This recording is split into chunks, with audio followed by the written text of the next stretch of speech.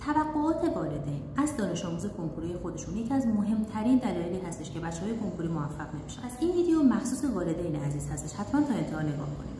ببینید زمانی که شما از دانش آموز خودتون بیش از اندازه توقع دارید و این کنترل رو از سمت بیرون بهش وارد میکنید، باعث میشه که اضطراب و استرس خیلی شدید رو به دانش آموز خودتون وارد میکنید و علاوه بر اینکه دارید به سلامتی اون آسیب میزنید، چون هر چقدر ما سطح استرس اون میره بالاتر، سیستم ایمنیمون کمتر میشه. حالا توی کوتاه مدت سرماخوردگی‌های مختلف، عفونت‌های مختلفی مثل گوش‌درد، دندون‌درد و اینها بچه‌ها میگیرن. توی بلند مدت هم خدایی نکرده حالا باعث MS و اینها میشه. این یکی از تاثیراتشه. دومیش اینه که بچه‌ها وقتی می‌بینن که شما توقعات بیش از اندازه ازشون دارید، توی آزمون‌ها میترسن که نتیجه نگیرن و در نتیجه اصلا قبل از اینکه بخوان آزمون خطا کنن برن آزمون بدن، میان وارد فاز تقلب میشن و اینجا دیگه کلاً از مسیر کنکور منحرف میشن. پس من به شما توصیه میکنم که یه مقدار سطح توقعاتتون رو کمتر کنید، حتما با بچه‌های خودتون صحبت کنید، این اطمینان رو بهشون بدید که سلامتی اونها برای شما از کنکور خیلی مهمتر هستش.